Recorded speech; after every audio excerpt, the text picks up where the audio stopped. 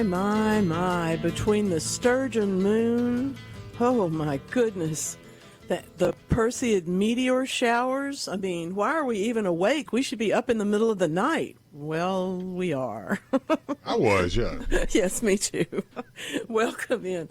I have to say, I had no idea that the rest of the world was, but apparently that moon kept a lot of people up last night. You could have thrown a football around outside last night. It was beautiful. Kept walking around going, I need to look at my phone?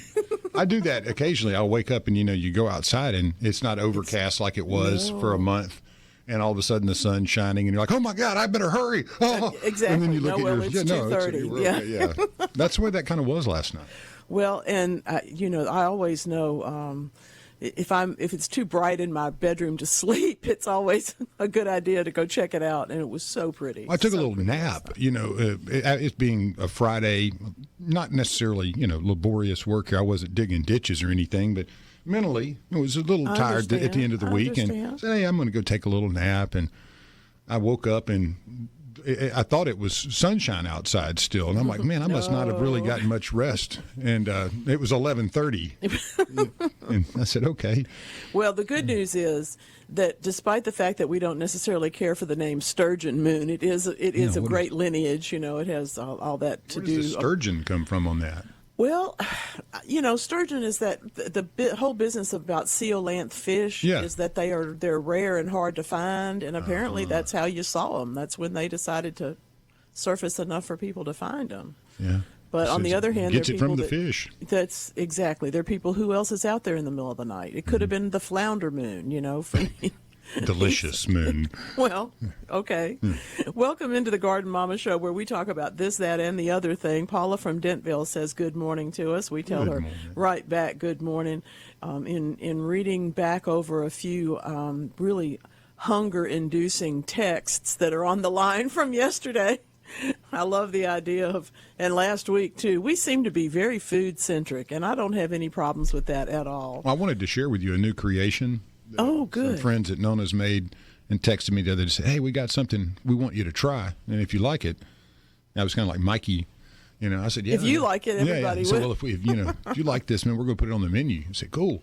So I rolled over there. I think it was Thursday, and what they had for me in store was, I like that fried bologna sandwich, but they took it to an nth degree for me, and took that thick cut bologna and butterflied it and fried it real good, and. Thursday's pork chop day, so they had fried pork chops, and then they deep fried some bacon. So it was the Three Little Pigs is what it's called. So it was bologna, fried pork chop, fried bacon, little mayonnaise and pepper, and then a sandwich. Let's just add some mayonnaise because we don't have enough fat here. Let's go. But I know it was delicious. Such a great pork eater you are. I figured you'd appreciate that. They're brilliant. Yeah. They are brilliant, and they know how to cook pork. And I'm tempted. I got to tell you, that was good though. I mean, that was the sandwich for the decade there. Well, I have to say, you probably enjoyed it, and if you could have some friends over, I was going to say, I bet they'll put something else on it the next time. Maybe onion rings. Let's just do the meats to start it. Yeah. That's wonderful. What a treat. Thanks to Nona for giving you something fun to do. Yeah, that's fun. That's a treat. You'll see a picture today, folks, if you're at supertalk.tv or if you are a subscriber to the newsletter. I should do recipes more often because they get, or food displays, because they get so many more comments than most of the other things that I write about. And there they are on your screen right now.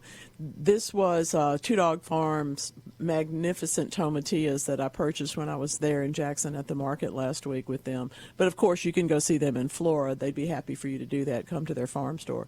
The tomatillas are not an easy thing to find that are really fresh. And so that's why I wanted to put a fresh spin on it. So I used hatch peppers, the ones from New Mexico. Usually you use serranos, but this was took another tack, and a jalapeno, of course, to make it a little bit hot. Fresh cilantro and onion and some roasted garlic. But I do got to tell you, if you're going to make salsa verde, roast the vegetables first. The flavor is so much better, and it's all easier to work with, too. I would have just eaten all that as it is. I mean, that's my style of a display. And with your sandwich on the side, I would not doubt that it would be perfect. With pretty whites and greens. It's been a lovely thing to make. I haven't made that in a long time that I really liked. I've made some that I didn't care for, but this turned out to be a good choice. And I know now that it's the freshness of the tomatillas that makes a difference for me. Now let's take this. So we have the tomatillas, we have the onions, we have the peppers. Are you going to roast all of them, including the onions as well? Yep. Okay, excellent. Yep. And I realize some people might not want that much roasted flavor, but I like it. I think it gives it a depth that not everything else does. And that's why this is coming up National Science Week. So we get to explore our science. We have to have roasted versus not roasted. Yes, that's all science. There's somebody out there figuring those things out. How long, what temperature, the specifics of it. Maybe Elon Musk. No matter what that, you do, you know. Elon may be doing that. Does he have a cookbook? I'm sure he's coming out with one. I mean, I would look at it. Come on. If you've paid attention to like X and Grok lately, man, I don't. There is so much stuff. You know, they've come out with so many more of the, or I guess upgrades to the video imagery creator. So it's it's something else. I mean, it's like everywhere. Yeah, everything's like Viking women and stuff. I'm sure that you'll send me what I need to see because I don't do that. You know? I made an effort at it. I made an effort at it with my funny commercial, you know, and it wouldn't. People are going to see that, folks. This is a good thing he's doing. It's going to be fun. But the commercial, I couldn't get it to turn the cat around and put the, you know, so it only would do it from the front. I'm like, no, so I had to freehand the. So Grok won't perform what I needed to do. No idea what he's talking about, and it's probably just as well. Yeah. Just think of fun. That's all. It's a lot of fun, and your voices are excellent. So hang on for all that. We're gonna make him do that more publicly pretty soon. Yeah. I like character. You know, I like getting into character. I think that's fun. And wigs are available. Oh, yeah, we have been talking around this part of the world. I am in the southern studio today, and I tell you what, the studio is shaping up. We've been working on this. We've banging been it out ourselves down there. together. It's crisp. And I love it. The sound is good, the light's good, and I'm very, very happy to be here. I have to tell you though, somebody asked me this week about something that's not around anymore, and that's a catfish fertilizer that I used to represent 8 years ago that we don't get anymore. But I was thinking about fish fertilizers, and I was thinking about organic fertilizers, and I really do think that that's the ticket. When we talk about summer feeding, I want you to be aware that we've got to make a plan about this. If you just go out there with a bag of 888 or 1313 or 82424 or whatever it is, that stuff is rough. And you start flinging it out there in the summer garden, you're likely to burn things, you're likely to over-fertilize them.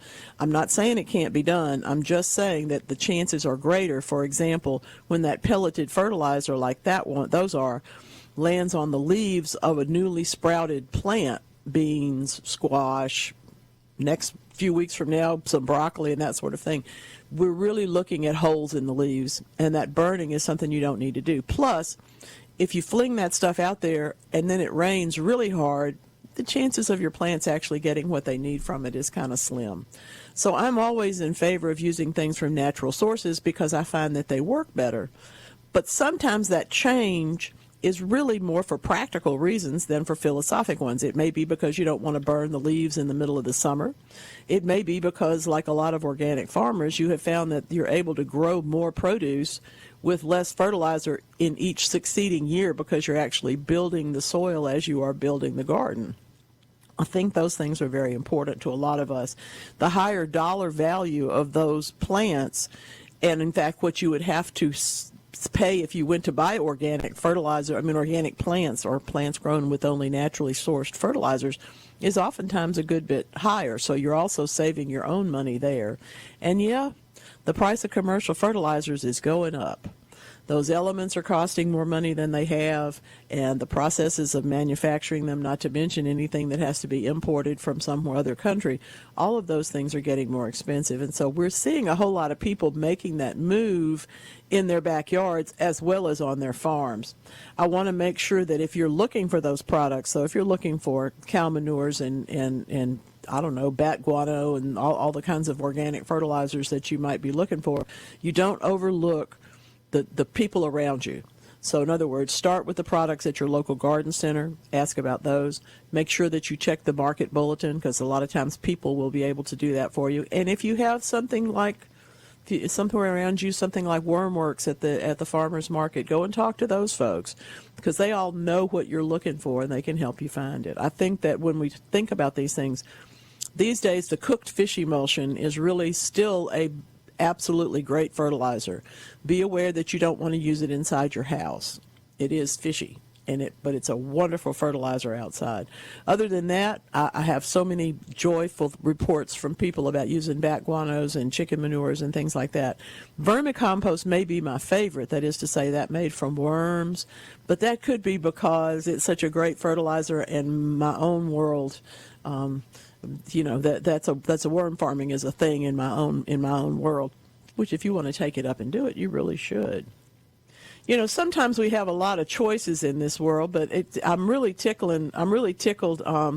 at what Amanda has decided to do. She's from Pike County, but she's listening to us, watching the waves crash on the shore, and the pelicans and the seagulls are just flying by. And I'm leaving now. I'm going to go with Amanda to the beach.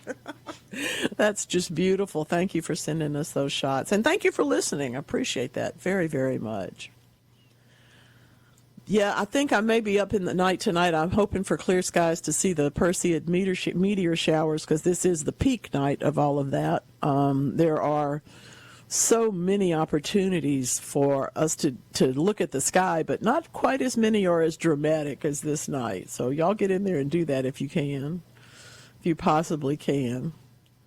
Let's see. Who is this from? I am not sure. Hey, Kathy. Thank you for sending this. Her pole beans are on the trellis.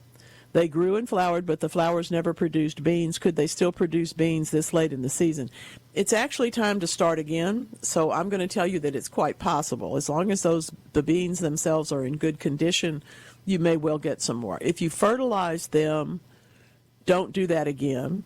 If you didn't fertilize them a little bit. That sounds contrary, doesn't it? Well, sometimes we plant beans, and particularly if we plant them a little bit later in the season than they would like, and then we put some fertilizer on them, we end up with a lot of leaves, but there's no opportunity for them to flower. And then sometimes it gets really hot, so those beans may make a flower, but it can't quite make a bean. So we have both of those situations going on at this time of year. Therefore, I would suggest that Kathy, I don't want you to fertilize them unless you haven't done that at all. In that case, I might fertilize a little bit and see if we can't get some beans to come on there. They certainly look like they don't need to be taken down. If you do take them down, make sure you turn them into the soil or into your compost, because those are very valuable nitrogen-laden vines that will help you with whatever else you're growing. Your garden looks beautiful, by the way. I was going to say, those look very healthy. I mean, I don't know why there was no beans on them, but she may have planted a little bit late, and so they didn't quite make it, and then it got too hot. Right. And now we're going to come to the other side of it. But the real trick, it's not a trick, it's a horticultural practice, but the real trick in gardening in the South in the summer is to keep those things alive through July and August. Right, okay. Because conditions get much, much better as we move forward. That's why we plant things like broccoli and beets and whatnot in August. And that was my question. I had a friend of mine here in the building named Prince. He said his wife was putting him to work this weekend. His wife is from South Mississippi. Her parents have a huge garden. They eat as much as they can out of it. I think they really rarely go to the grocery store other than to get meats and things. So she's been on him to get eating healthier. So they're building a raised garden, and they were going to start planting the things that would be ready for, obviously, the cooler weather. And I wanted to go back over that again for a second, just to make sure when I see him Monday, I say, hey, you did put these in the ground. Smart. Right? Yeah. So what are we looking at putting in the ground now? Well, food-wise stuff. Your local garden centers will have, and particularly local, I'm not saying that the big box won't, but the local garden centers always have transplants at this point in the year. And generally speaking, most people are still transplanting, maybe even still transplanting tomatoes, but certainly beginning to transplant broccoli and cabbages and that whole family of plants. If you are growing your own seedlings, that's one thing, but that takes a little bit longer. Most people in the fall tend to go to look for the plants if they can possibly find them. So for that group, Then we look into the things that we're planting from seed in this particular time frame, and that's things like beets and Swiss chard. We're moving in towards that. I'm going to wait a couple of more weeks before I start planting mustards and things because I like them. I think the heat is a little hard on them to sprout. But as I told y'all earlier last week, I planted those beans to see whether they would come up in 80-degree nights, and they sure have. They're beautiful. There's a picture of them floating around in SuperTalk.tv today, too. So I'm saying go ahead and give it a try. The good news is that anything like radishes, beets, Swiss chard, and then mustards and so forth, we can plant every other week for several weeks till one of the ones is successful. So go ahead and get with it and plant all those things. We have a chance to grow the spring crops again in the fall, which most places don't get to do. So it's kind of neat. I appreciate the variety tender green right now, too. I'm telling you, those plants are beautiful, and I'm looking forward to the beans. I did want to show you what the beans themselves look like. Tender green is not a pencil pod. Pencil pod beans, I think there's several other varieties, but they seem to do better in the springtime. So I'm going to wait until the weather cools off just a little bit before I plant yellow wax and some of those pencil-shaped beans. The ones that are a little bit rougher, a little tougher, like tender green, really do have a better opportunity in the summer. Lisa, I don't know what time. I'll have to see if I can figure that out. But she's looking for the shooting stars tonight. I don't know what time is supposed to be peak time, but we'll try and help hear about that for you. Interesting question. Man, I tell you what, that Gulf of Mexico is some beautiful place. No question about it. You need to get your toes wet and get out there. I do. I'm so happy. Oh, there's the snake plant. Oh, that's wonderful. My goodness, Ken, you got some wonderful plants. How neat. Well, you know what? I got a lot to tell you about today. It's hand-holding day. So grab hold of somebody that you love or even that you like a little bit and tell them you think they're great. Meanwhile, we'll be right back.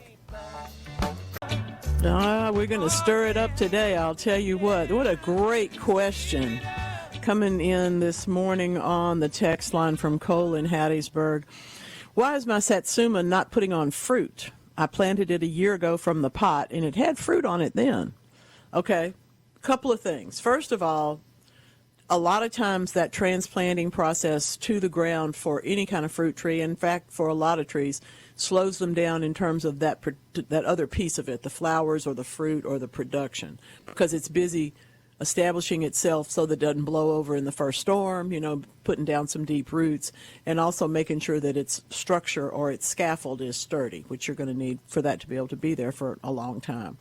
The good news is that satsuma doesn't usually take but 1 year. You should be able to find some flowers and fruit at least next year. And sometimes they'll try to do things out of season. I have grown satsumas in the ground in places, and I have grown satsumas in containers, and I have found that both of them can be a little bit hard to predict, even though we understand there's a production time for them. Every now and then, just like every now and then a Meyer lemon doesn't freeze when you expect that it would.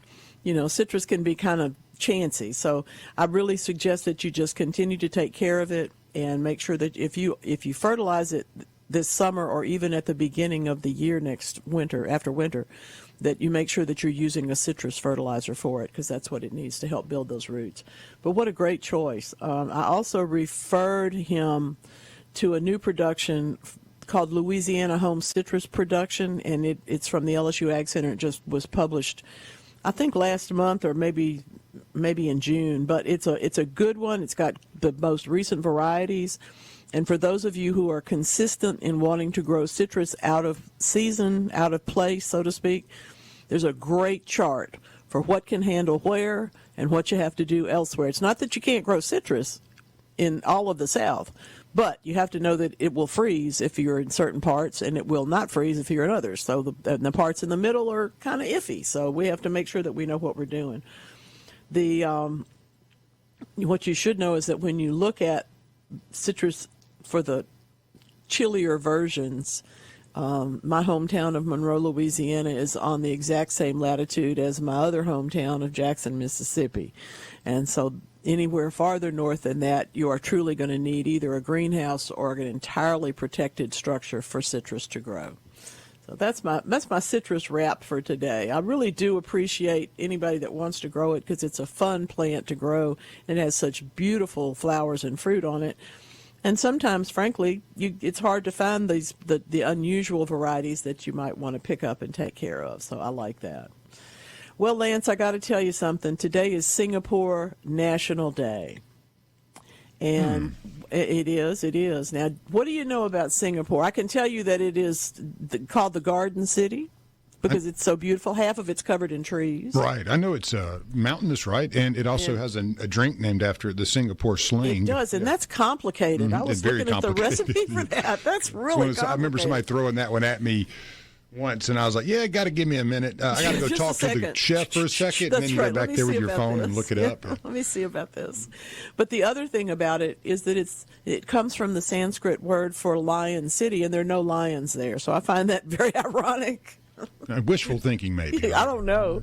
Great goals, I suppose. Just fun stuff. I don't know exactly why we celebrate. I like celebrating anywhere that's covered half with trees. Of course, that's kind of fun. Tropical and beautiful. But just a lovely place. Imagine the food is great. Let's go. The fauna. We'll have to go find out. The fauna and food, and then you have the other one, the fun. So I can only imagine. Ready to go now. It looks beautiful.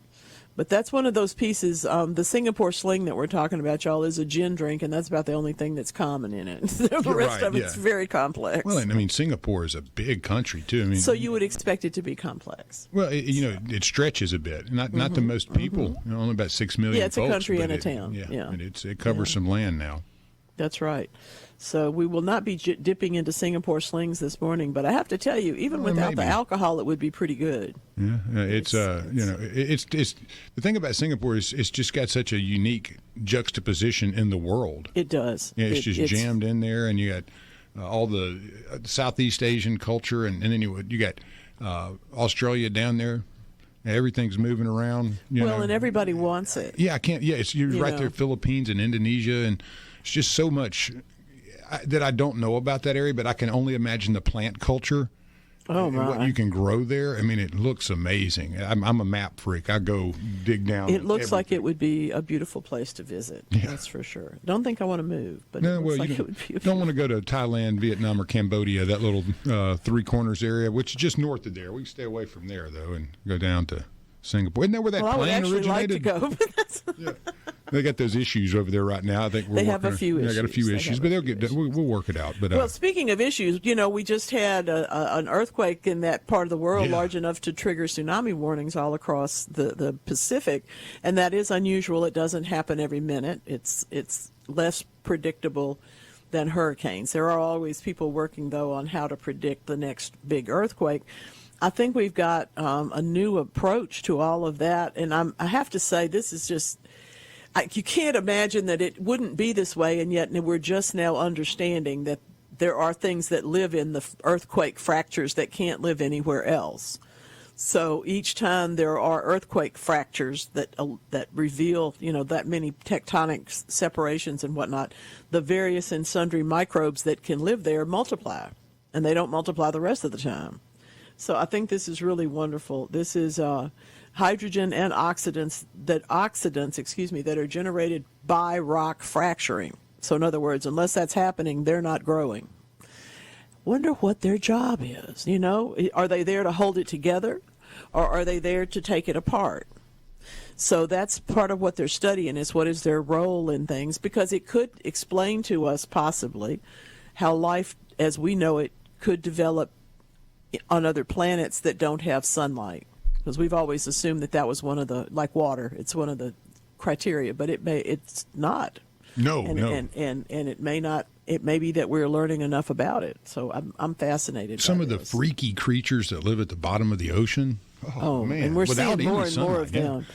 fascinating. You do have. I will say, I had one professor that was an anthropologist who could not understand why we were going to the moon when we still hadn't gone to the bottom of the ocean yet. Yeah, I watched a really. And I do understand that point of view because we learn so much, but everything from plants and animals, but also to things that take care of other things. You know, my theory has been proven over and over is that everything on this planet is here to intend a reaction in something else.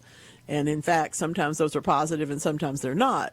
But if we don't know what they all are, how are we going to figure it out? So exploring the depths of the ocean is, I think, brilliant. The Marianas Trench, the deepest place on the planet. And watched a really fascinating documentary the other day where they had, geomapped everything and also had sent, what they have now. The technology is much better. They can get down there.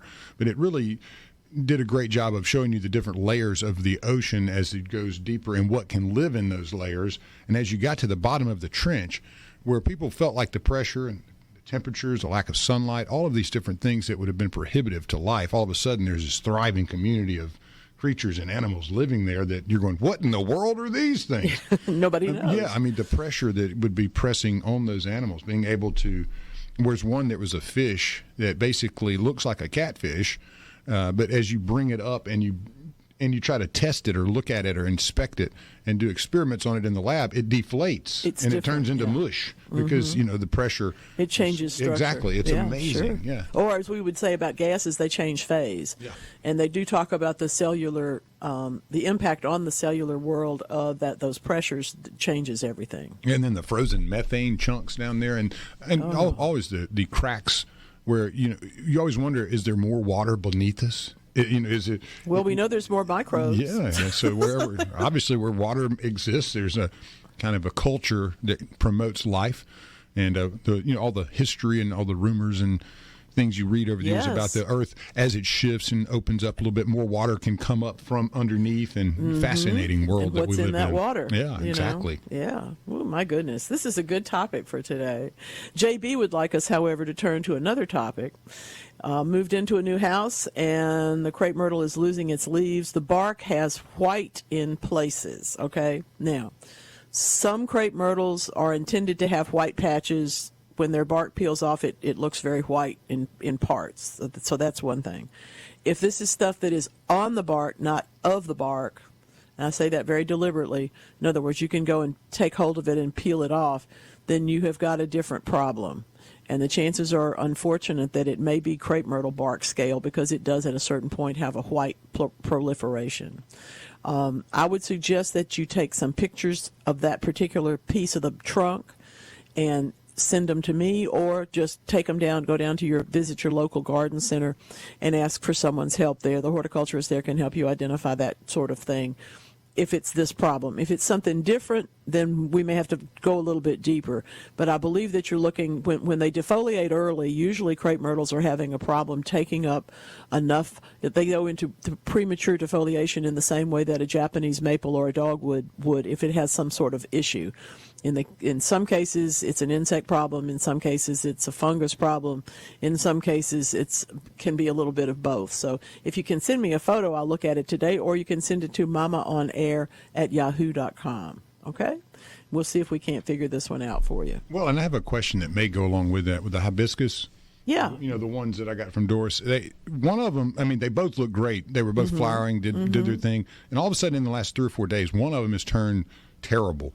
And I've tried to shift it around and move the dirt around, make sure it wasn't compacted, make sure it wasn't getting any root rot or sitting there in wet, which it wasn't. So I've tried to do the same thing with both. Now, one of them seems to be thriving. The other one is just basically looks terrible now. Are they in containers or in the ground? They're in containers. Yeah. Okay. And so they're exact same container, exact same dirt, exact same everything that I tried to make sure I replicated. Doesn't that drive you crazy? Yeah, so that was kind of my thought. I was like, what happened here? What is wrong here? They're 5 feet apart. There's plenty of room. There's nothing. I'm going to tell you a story. Now, there's probably something. We will determine what the pest is, and we will take care of the pest on the one hibiscus that has it, and then we will treat the other one so it doesn't get it. Okay. But let me tell you a story. When I first moved into Jackson, I was working down near the Iron Horse Grill in an office down there, and every day I drove past a law office that had 2 cedar trees in or some kind of juniper thing up on the roof in 2 planters. It looked like a lovely place to sit, you would go at the end of the day and watch the sunset and that kind of stuff. Over the years, 3 or 4 years, one died and they replaced it, and then the other died and they replaced it, and then they both died and they ended up putting a cover over the patio there, the balcony, and turning it into a patio. So my point is, when we plant 2 things that are exactly alike, the odds are that one of them is not going to go right. It's like when you, as someone famous once said, if you plant 10 pink crepe myrtles in a row, one of them's going to turn out to be white, because that's just the odds of it. The absolutely infallible way of things just doing what they do. So what I'm going to tell you to do, Lance, is to take some pictures of the damage and send it to me so that I can tell you what I think it is, and we'll figure it out. Think of it as like, it looks like it has been torched with heat. Yeah, and the leaves. But it hasn't. But it hasn't, right? It's exactly the same. But sure, I will do that when I get home today. It's going to be a leaf. It's probably going to be a mite, and hibiscus are notorious for that. Okay. So, is there any way to save that? Yeah, sure. Okay, we're going to trim it off and treat it up, and it'll be fine. All right. But not that particular leaf that's ruined. But we can make new leaves. All right, excellent. So it'll be good. Paula from Dentville has sent us what I presume is one of Larry the Lizard's cousins peeking out from an Eleagnus plant. It's really a cute photo. This is when you think, we should be making note cards. We got so many beautiful images. Today we've got the Gulf of Mexico. We've got this magnificent little critter. There's just, and if anybody ever wrote note cards, we'd probably do that. But do we even do postcards? I don't know. I loved postcards. I do. I used to. Everywhere I would go, I'd get postcards. I don't do that anymore, but I always loved them. There was some great artwork in there, and oh, some beautiful, beautiful pictures. These are lovely. And doesn't Paula have access to the coolest animals? I mean, turtles and geckos and lizards and everything. Exactly. She has everything. I don't know who sent us this lovely set of images, because I'm not seeing anything else in there, but they're just beautiful. Lovely bench, really pretty. Yeah, it looks like a great place to sit there and gossip a little bit, drink coffee. Yeah, go have a picnic. Have a croissant. Yes, no, we need a croissant. Always, always. Oh, my goodness, y'all. You know what? Gardening is one of those pieces of the puzzle. The more that complicated that life gets, the more we really do need to be gardening. And I think there's a lot to be said for starting where you are. If you want to just take the top off a carrot and put it in some water and root that's great. Maybe you want to go out and buy a pack of seeds, or maybe you're setting up a new raised bed. Whatever you're doing, we'll talk about it right here on the Garden Mama Show. Yes, indeed. I have finally relented, and I am going to start putting out the playlists. That's right. I've had so many requests, and more all the time. So that's what we're going to work on. We're getting our playlists worked out together, and it just tickles me to be able to say that yes, you should listen to John Fred and the Playboys. Of course you should. Singing that silly song. Well, great guy. Great, just a silly song. What fun. Dave from Ripley has the best question. I'm telling you, this is so classic. Here's this beautiful plant. He bought a pack of seeds, and they were labeled purple coneflowers. But they are so spectacular. He said, when is this going to bloom? So he took a picture of it and sent it to the app. There's some plant apps out there. Yes, I worked on one, but none of them work very well. I'm sorry. Not that I'm trying to keep my job as your plant identifier, but I still haven't found one, including the one that I worked on, that actually can do what I want it to do. So it said it's spinach. This is not spinach. The key is that on a couple of the leaves, that this is it. I do believe this is Echinacea angustifolia. There's a narrow leaf one. It's not that one. This is the big fat-leafed purple coneflower. The key is that right at the fattest part of the heart shape on the edge of the leaf, there's a little bit of a dimple that goes out. And if you look up just leaf shape for Echinacea purpurea or purple coneflower, you're going to see that the leaves have just this little bit of an exit on them, a little X for them. And I believe that's what it is. Now, why are they not blooming? Because it takes 2 years from seed to bloom most perennials, but particularly coneflowers. You might be able to get rudbeckias and, I don't know, obedient plant. There's some others that you would be able to get to bloom faster, but I believe it takes 2 years. So I'm going to say that all that this needs is to be enjoyed. If that's all in one container, you can certainly split it. And this fall, make 2 or 3 or 4 or however many plants there are actually in there. And that will also help it to go ahead and get ready to bloom because it won't be too crowded. But you did a beautiful job, Dave. These are looking great. Enjoy.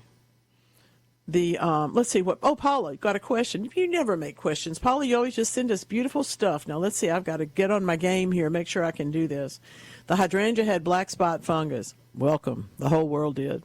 What is the best spray to use? Okay, here's the thing. Black spot fungus on hydrangeas, on the big fat hydrangea leaf, is generally speaking cercospora leaf spot, which is something that happens earlier in the year, but we don't see it until the summer when the spots appear. Therefore, it's important when you do prune a hydrangea after it flowers in the summertime, or if you have to cut down dead canes that don't leaf out the next spring, that you get all that stuff out of the garden. That's the first thing. And then the second thing is that you when you've had a year that the spot has been serious, you will lose a lot of leaves. You got to get those out of the garden too. So you don't continue to make a place for that fungus to grow. So then what do you do next year? Well, next year you take a look as the new leaves come out and spray those baby leaves with a fungicide. Spray them several times during the spring, particularly if the weather is very wet, and the chances of you having that problem next summer will be seriously mitigated. The same thing is true when we talk about, for example, there's dogwood trees that are dropping every leaf already. They shouldn't, but they are. There's Japanese maples that are dropping every leaf already. They shouldn't. When you look at those leaves, sometimes they look a little bit stippled. We won't necessarily see that same kind of spotting because the issue is a different one, but it's another that happens in the springtime and shows up in the summer. And it does weaken the leaves, but it also weakens the plant if you don't deal with it at all. If you can do a lot by pruning, but it's also a really good idea to come in with that preventative fungicide spray next spring. These are so beautiful. Bill and Linda, they finally told me where this gorgeous place is. This is at their farm in Arkansas. We so appreciate you. You said too many sweet things. I'll blush if I read all of it. I appreciate you so much. I love you just as much. And gardening keeps us grounded. No pun intended. Well, I'll intend the pun, but I'm going to use that. I like it. Looking at supertalk.tv right now, you are taking a peek at what I think is one of the prettiest tomatilla plants that I have seen lately. But yes, they're a little bit, the husks will be a little bit pointy, but the fruit inside will be very, very sweet and very round. They look kind of like tomatoes, but they're not. So what a beautiful, beautiful bunch of butterfly photos today, too. Y'all are good. We got so much nice stuff happening. We're always looking for something that's going to be better. And as human beings, I believe that's part of our quest, is to be smarter, faster, brighter, grow things that are healthier and happier and make us happy. I am tickled. Wheat is one of my favorite things. And all y'all who, I know there's a lot of people that we all have to manage our gluten intake, but there are a lot of people that really are gluten intolerant. Y'all, I can't help y'all. But those other folks who just have some greater need for, you want to eat the bread, but you'd really like to have it be a little bit more nutritious because some breads are and some breads aren't. Here's a great one. This is coming to us from the folks at Wiley. Grains that are rich in zinc and phosphorus without increasing things that would make you be less able to absorb those nutrients. Well, how do they do that? They have managed to put basic bread wheat with a soil fungus, in other words, growing it in a better environment that can significantly enhance its nutritional value, particularly in the areas of zinc and phosphorus. The wheat becomes a healthier option, and therefore, if you're going to spend the calories on eating it, you get more back from it. So that's really clever. I also anticipate that the wheat will be really expensive once they do this, because that can't be simple to change the soil itself or to inject this particular soil fungus that they have developed. But if you're getting more out of it, sometimes it's worth another $1. We'll just have to see how that goes. But I'm going to keep an eye on this one for sure. Paula's got it on her calendar now. She's going to do that little bit of spraying of fungicide next spring. So many pretty pictures today. I'm just taking a look at the SuperTalk.tv feed. Y'all are really sending some gorgeous things to us today. I appreciate that very, very much. I did not know, but I'm learning. I did not know how controversial see, there's the sturgeon moon right there. Okay, I'm not going to I'll quit looking at that. There's so many issues to this one, and I know Lance is going to weigh in on this, and I hope you all will too. You heard about this week, I imagine. The Denmark Zoo says, if you have spare guinea pigs, we would like you to bring them to the zoo. Not that we need more guinea pigs to show off, but that we would like for our predator animals to have a more natural experience. Ooh.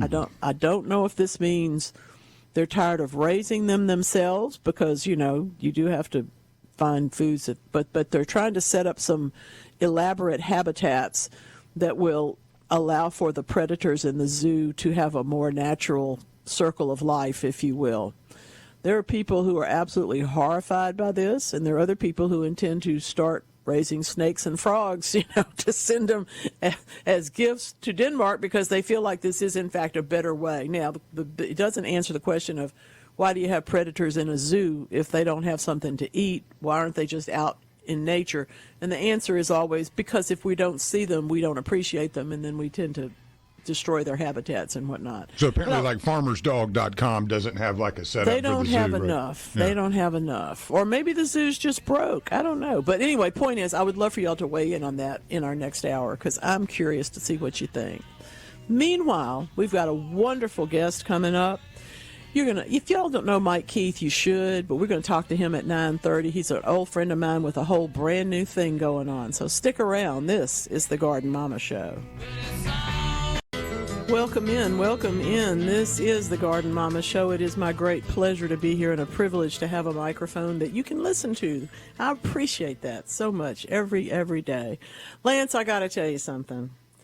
I heard I was driving down the road, the other day, and I don't even know what I was listening to, but it wasn't my playlist. It just came up, and it was Classical Gas, the theme of this program. Yes. And I remembered why I wanted it to be the theme. It's such a great tune. Isn't it? And I had the opportunity to listen, just to listen. I have 3 cuts of it, so one of my favorite songs. I actually love the watching Mason actually perform it live. Listening to it's one thing, but when you actually watch him doing he's astounding. Of course, we didn't get to see that in the real time, but now you get to go back and see it on YouTube and stuff. Well, it's got like the old ones, like Greyhound bus behind him. When he's on the stage. Seen that. Yeah, that's my favorite one, I think. But no, I have 3 cuts of it. I throw it in regularly, probably about once every 2 or 3 weeks. I'll slide it in. Just a great tune. Always paying attention. There are a lot of instrumental tunes from that era that we don't hear enough of, and we do try to bring some of them to you here. But that's another one of those pieces that I want to make a list of, just because I don't want folks to. I don't want you to think that I don't know who these people are. I do know who some of them are. You know all of them are. You turned me on to some. So well, good. Buddy's that way. We would like to keep. Oh, Buddy, my goodness. We have something when he the music encyclopedia walking around. That's when he emailed me the playlist for this week. I looked at it and I emailed back. I said, "Who in the heck are these guys?" Never heard of I'm gonna leave some suspense for y'all that will that stick around with us and listen, because I was like, what are you talking? Who are these dudes? We always have a little more than just conversation on our shows, and Buddy taught me so much over the years. But I've also had a chance to learn from everybody that I've been around that, as our guru says, tell the truth, make it interesting, and never be boring. So that's what we're working on here every Saturday on the Garden Mama Show. Well, I have frozen one of your containers. And yes. So what are we looking at there? Oh, beans. Yeah, because we had the picture a week ago that was kind of starting. They were just barely starting. And now that's we're right. 6-8 inches up. This is the tender green beans, and you're looking at a window box. Yes, they are crowded, and that's how I like them. They will begin to push out little beans in maybe another couple of weeks, because they are crowded, and it's a containerized system. But these are from this very morning. I'm happy to tell you that my flash photographer went out and took these so that you could see how much they have grown phone just since the other day. And yes, the very dark image in the background of the pictures is my tuxedo cat. Yeah. Little kitty whiskers. Yesterday was International Cat Day. Well, how many Siamese cats? How many cat pictures could there possibly be? All of them is how many there could be. So I'm happy that she got at least a little bit of her edge there. Oh my goodness, that's beautiful. Paula has a gorgeous. I love how people name their plants. Francine, the monstera. This is actually a split leaf philodendron right in the middle of splitting its leaves, and I just think that's they are a monstera, but magnificent plant, beautiful, beautiful, beautiful. Thank you for showing us today. We have our first call of the day. Miss Mabel from Jackson wants to talk to the garden mama. Mabel, you are on. Hey Mabel, welcome in. Good morning. How you doing? Doing great, thank you. What's up? We got flowers on the porch. Mm-hmm. And we can't get out there and water for the mosquitoes. Ooh. And I don't know something that we can spray. Mm-hmm. We can't sit out there because of the mosquitoes. No, I understand. Do you know anything that we can spray around the house? We don't have no water standing. The mosquito problem has been intense in this particular year, and I know that, even without water standing anywhere, there's still way too many of them. I'm going to suggest a couple of things. First of all, be aware that at daylight and right at dusk are the worst times for the mosquitoes that bring the West Nile virus. So if you go out at those times, you have to put on your repellent, and you have to almost carry a fan with you sometimes to keep them away from you.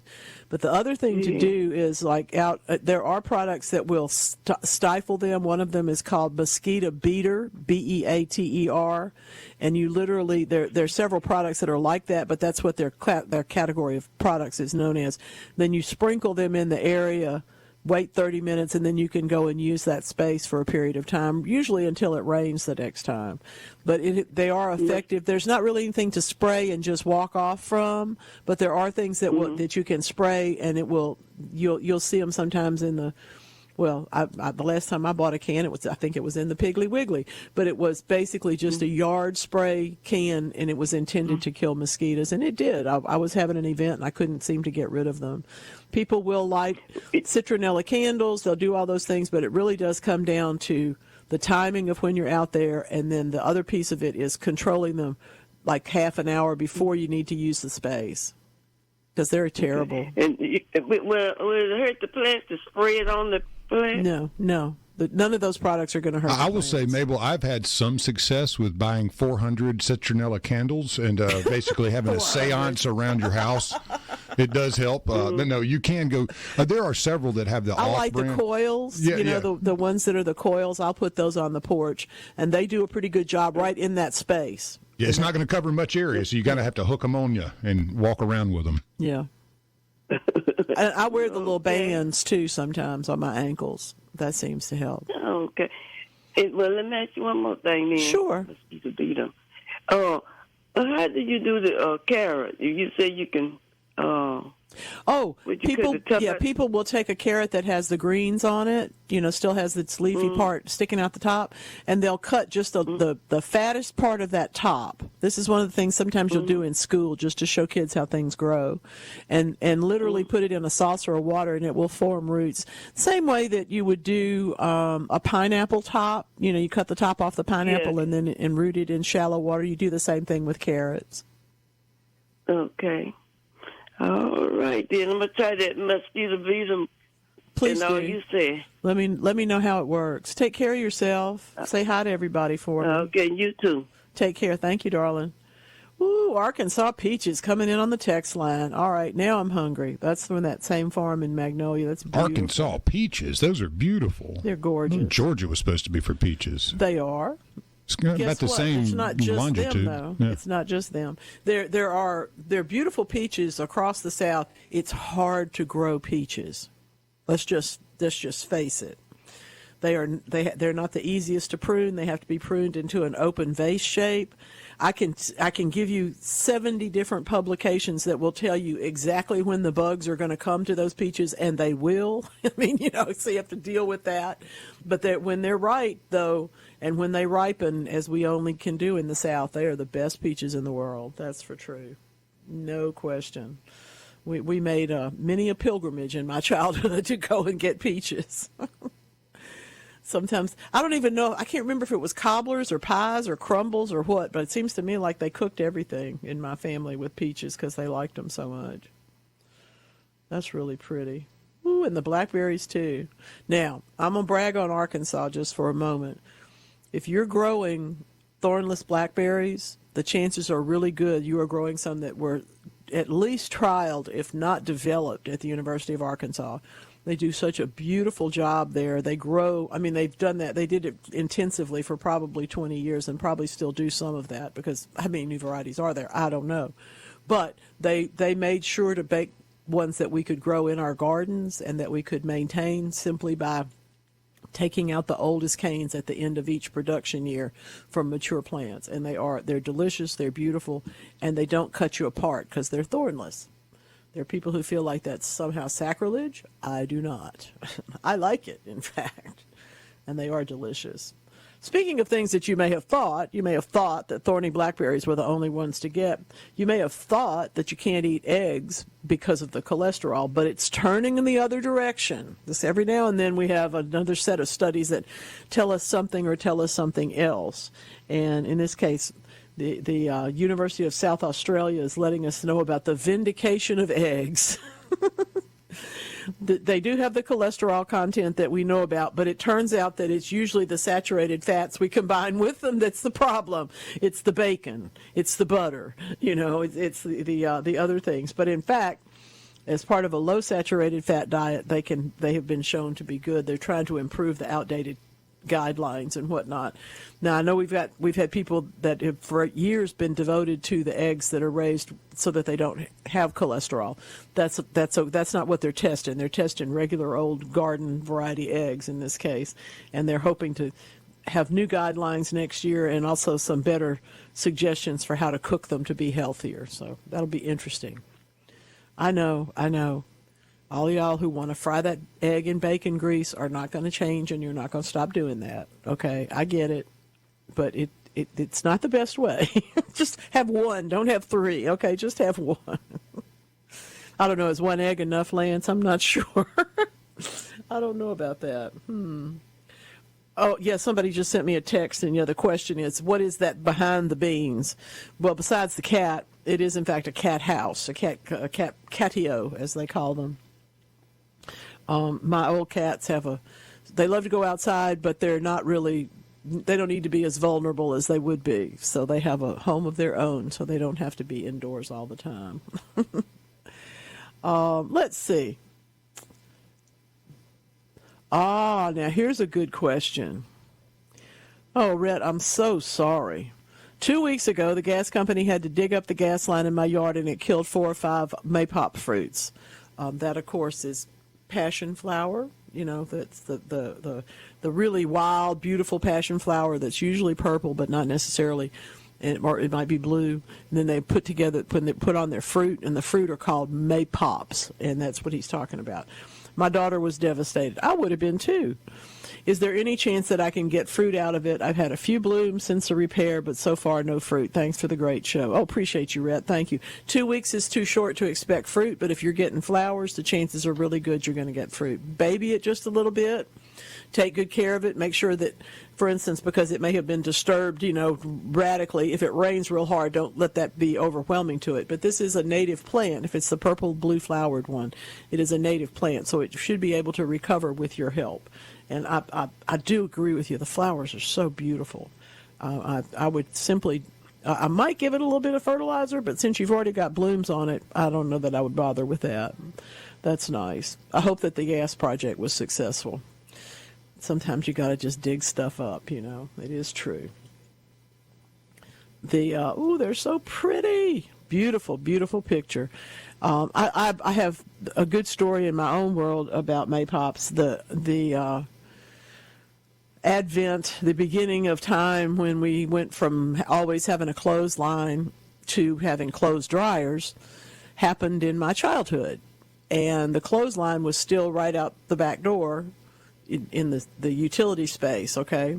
So you went out the car, I went out the garage, past the washing machine, there was the clothesline. But then they put the dryer in, and so the clothesline was not as used. Mama still used it for some things, but they didn't use it all the time like they had. That's where she let the passion flowers or the maypops grow. It was the first time. I didn't know what an arbor was. I didn't know what a pergola was, but I sure did love sitting underneath those flowers. It was so pretty. You could hear the bees buzzing, and you could just, their beauty is just spectacular. So it's a wonderful flower. If you have, for example, an old swing set, if you have an old clothesline, if you have a brand new trellis that you really want to dress up, this is a great plant for it. And they are beautiful. They're native and they are spectacular. Late summer bloomers. We don't have a lot of things that bloom in the summer that way that are as particularly beautiful as this one. So I think that's a great way to go.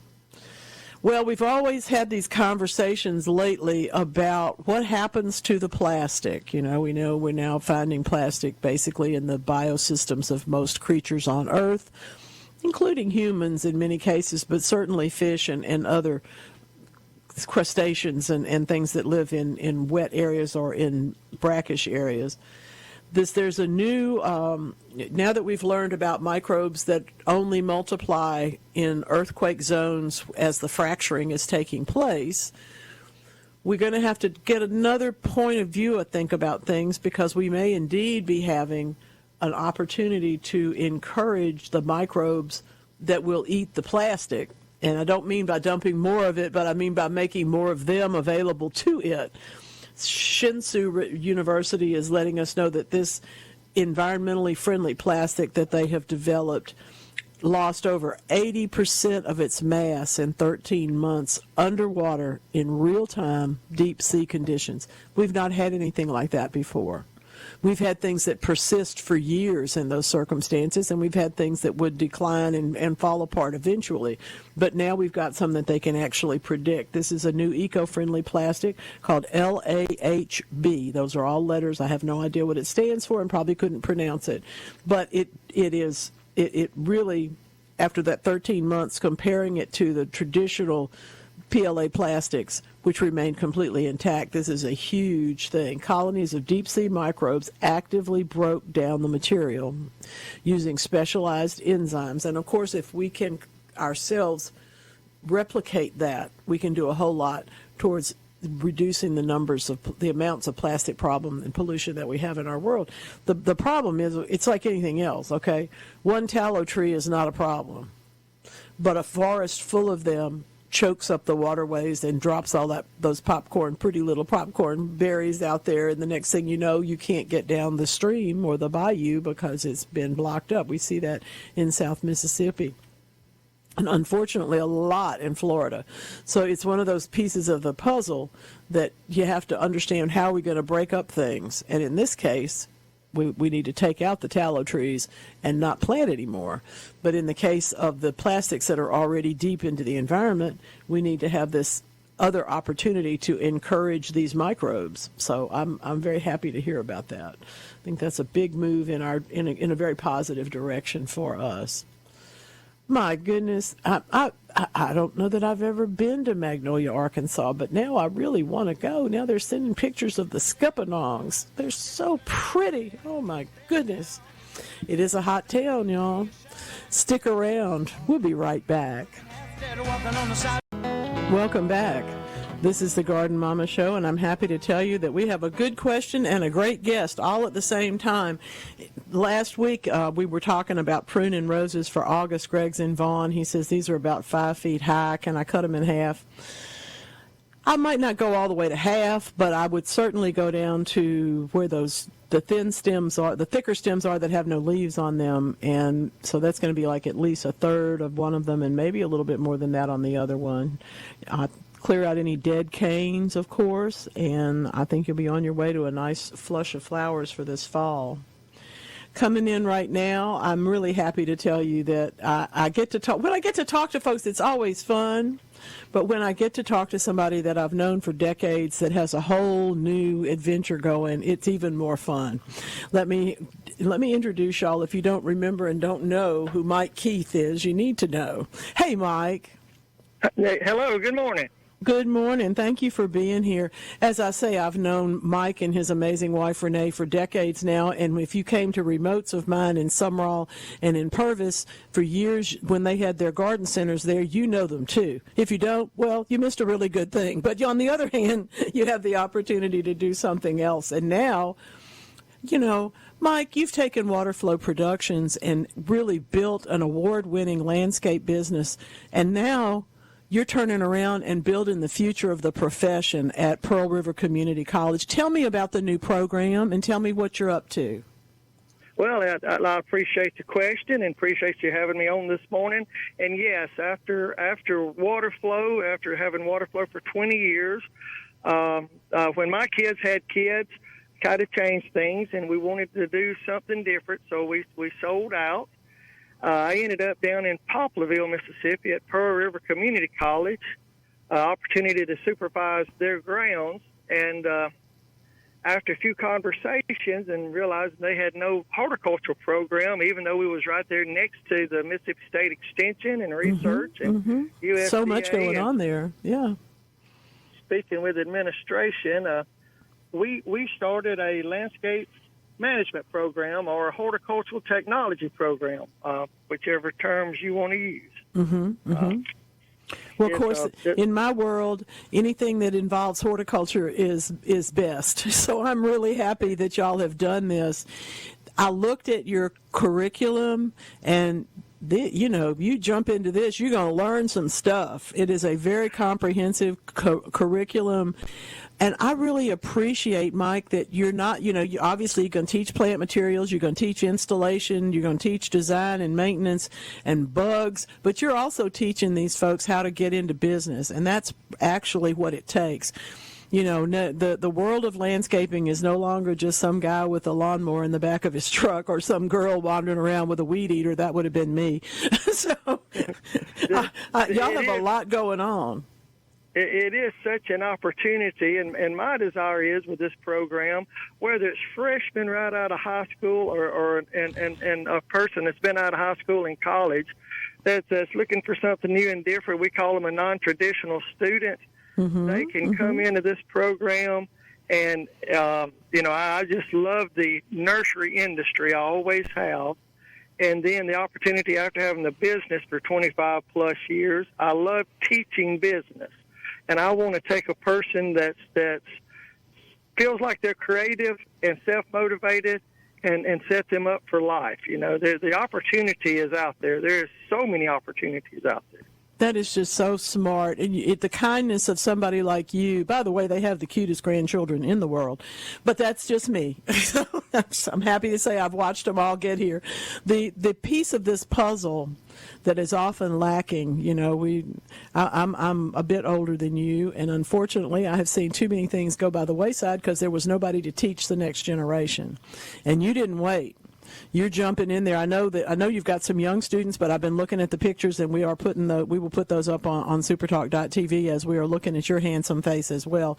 But there are people of every age, people of every ethnic group, people of every kind of stature, as you say. There's old folks, young folks, everything in this group, because let's face it, everybody wants their landscape to look better, and there are so many pieces of this puzzle. But if we don't teach that in a comprehensive way, the way you're doing, I don't think anybody can even know how to specialize because you wouldn't know what the choices were. I think it's just a great program. The choices is one thing that I really try to give all my students. Whether it's just creativity to design or just lawn maintenance, or if you want to equipment maintenance, athletic fields is a big opportunity for people. Huge. We teach a lot of that, and actually my program and we still maintain athletic fields on campus. We've got I tell my coaches if they want championship grass. I want championship players on my championship grass. I like that. I like that. And y'all are doing that too. People may not know a lot about Pearl River Community College in Poplarville, but I have to tell you that one of your most famous former students, of course, is the late Jimmy Buffett. He was there in the 60s, and there's a couple of good stories from folks that I know who were there about the same time, but we won't tell those on the radio. That is right. Now, the college itself is just amazing. It really is. Our president, Dr. Brewerwood, just puts a lot into it, and he loves the students. But yes, the college is really top notch. It really academics is. And the campus itself. Tell me a little bit about how long your program takes, and when do classes begin?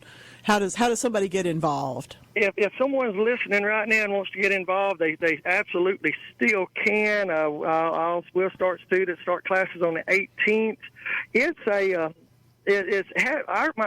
This program has several exit points. You can come in and take literally the first semester or fall semester if you want to just get licensed by the state. It's the quickest way to get your landscape gardener's license from the state is our program. But also we have the second semester in the spring, and then at the end of that you could get your career certificate, or the third semester, which goes into the summer. And that we just finished up this past summer, a lot of irrigation and low voltage lighting, additional landscape design, and ornamental and turf pest management. I've had a couple of my students wanted to get a 2-year degree, so we do offer an applied science 2-year degree with this program. Well, and I see that in the curriculum, because that's where you get into English composition and having another couple of electives to make that whole thing into a degree. I love that there's choices. Not everybody needs to go get a degree, but on the other hand, a lot of people want that degree in their pocket. So it's really correct. good. That's correct. And interesting enough, my non-traditional students I brought in earlier after the fall semester, they all immediately said, well, there's so much more that we didn't realize, that we didn't know, so they stayed in through the spring semester. That is really a tribute to you as a teacher, Mike, because if you can keep students engaged and wanting to learn more, the stars in your crown. I mean, that's just wonderful. So happy that you're the one doing this. We're in the classroom 2 days a week. We're outside 2 days a week, what we call our lab. And so it's definitely not all paperwork, and it's not all outside work. Right. And also, if someone wants to come and they're financially they would need some assistance, the school has some scholarship opportunities, but also Farm Bureau Federation has some scholarships for this program, and MNLA, the Mississippi Nursery and Landscape Association, has some scholarships for this program, as well as Soil and Water has some scholarships for this program. There's so much interest in this field, and there's really so much faith in you as a teacher, Mike, because you've been doing this. I mean, when I tell y'all that he's won everything there is to win, I'm not kidding. So whether it's garden center, landscape, irrigation, all of it is in Mike's resume, and your willingness to share that with folks makes it clear to those other entities. Well, we're going to get behind this, and that's where scholarships come from. So I congratulate you on that. I'm telling y'all, if you're looking for a thing, if you got something you want to explore, if you're just curious about the world of the future of horticulture and the future of landscaping, Pearl River Community College is the place you need to be paying attention to. Mike, how do they get in touch with y'all? The quickest way, of course, everything now is online. Thank goodness. Just go to the PRCC website, and it will literally walk you through registration. And Miss Nellie, my cell phone number has been out there my whole life, and I give it out all the time, and my cell phone is 601-520-9815. And I'll tell you this, he actually answers it. I will sure assist someone if they're trying to get registered. And I just come back from San Antonio from the Texas show. We were there this week. And the new stuff, I always try to get out and see what's new and interesting. And that was a good show, real good show for Texas. That's wonderful. That's wonderful. Now tell me what you brought back that's exciting, because you always have something in your head when you come back from those things. Oh, well, I was, the autonomous mowers, or the robot mowers, is that was a big thing there. Yes. Which is going to have some opportunities, and I see that. There was a plant material wise, always looking at new plant material, and there was some new caladiums coming. There's actually some new encores coming I've seen out there. Oh, that's wonderful. Those are all things. The encore azaleas have just been something that have changed our attitude about that plant. Yes, I remember in years past, I would have ladies say, "Well, I don't want an azalea; they only bloom one time." Well, I'm like, "At Surprise! least they bloom one time. That beats a holly." But now they bloom 3 times. Well, and of course, Buddy Lee started into that back in 100 years ago when we were in graduate school. And I have to tell you, not everything that people started trying to do worked, and that one really, really did work. So it's been a good one. But I tell you, the future of autonomous mowers, if that can solve problems like I know it can, there's going to be, don't y'all worry, it's not the AI taking over, because somebody's still going to have to program them and repair them and run them. And I know that'll be part of your program. That's correct. That's correct. Now, at Poplarville, with my program, we have put up two new greenhouses. This first class we did that. One class I call my retail house. The other house is a growing house. Still got a few things I want to add into it with this next class, but we're just trying to. I want to give everyone as full of experience as I can in this program. Absolutely. Well, you are the one to do it. Thank you so very, very much for taking time today. I know you're traveling and teaching and all sorts of stuff going on, not to mention grandfathering. So, Mike Keith, Pearl River Community College. If you're interested in the future of landscaping, you need to be in touch with Mike, and you also really, frankly, need to think about going to school a little bit, because there's a lot to be learned. Thank you for being with me today. Take care. Say hey to Renee for me. Oh, my goodness. What fun. What a great, great time. I'm a school lover. I've always enjoyed going to school, and I have to tell you that I think this would be something to really just go over and visit. I want to visit that propagation house, because that man knows how to grow stuff. There's no question. Looks like they have a good time down there. I went to the website. I believe that they do. I do think that I think you have to love small colleges to be there, and I can tell you that this one is well loved. It really is. Good question from Corinne today. I bought anemone corms way discounted on a whim 2 days ago.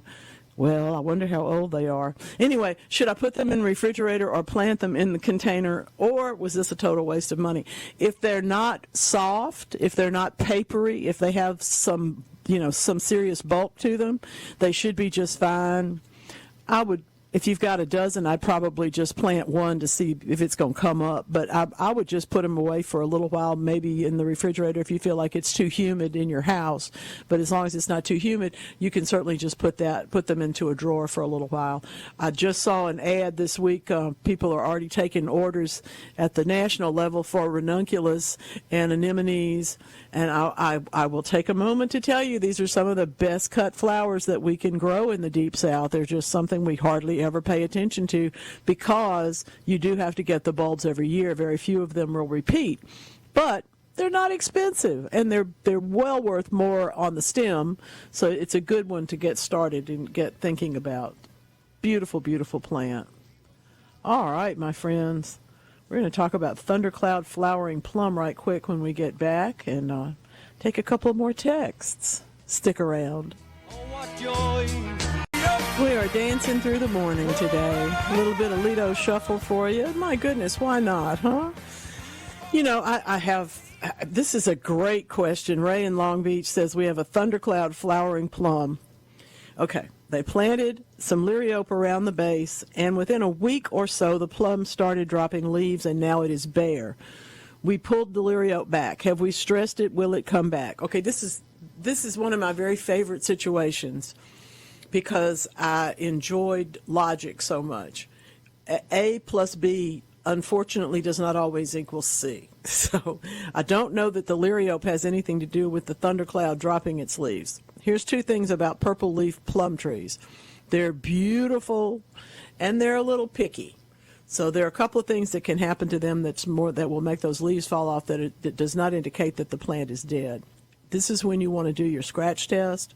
Go out and start at the ends of the branch, scratch with your thumb, and if it's green underneath, you're fine. The tree's just gone into a bit of shock. It's also possible that it might have a root rot component to it, though. So if the area is staying wet, those trees are particularly susceptible to because when their roots get too wet and stay that way, they stop working. And it's the opposite of what you would think in terms of plumbing, but what they actually get clogged up and can't pump any more water to the tree, and then the leaves throw off because the tree wants to survive. So give yourself those couple of suggestions and look at it if it's staying too wet, or if the leaves are damaged, if they have fungus disease or anything like that, that's different. But I doubt. I would be very surprised if planting the liriope in that surface area around the base of it would have caused this problem. I think it was probably something that was coming along and you just finally ended up having to see it. That's my thought. But do the scratch test. Make sure that it's still alive, and we'll know then. Connie from Franklin County, can we plant yellow squash for fall? Absolutely you can, if you're better than me at growing it. For straight or crooked works better. I've heard that straight neck works better. But I've certainly eaten crookneck squash grown in the fall that was fine. But I have heard that, and I've also heard that zucchini's easier. So I don't know. There are yellow zucchinis. They don't taste like squash. They taste like zucchini. And for those of you who are saying there's no difference, I promise you there actually is. They do taste different. Truly, truly they do. I have a couple of pieces of things I want to talk to you about over the next few weeks. One of them is how we take care of ourselves, and I think Mabel brought up a good piece of it in terms of the mosquitoes. We don't always take the best care of ourselves outside. We got to remember when those things are a problem. And we also, though, as we celebrate coming into the week of science, which I think for me, it's every week, but I have a particular interest in something that has happened. Do you know what a jewel wasp is?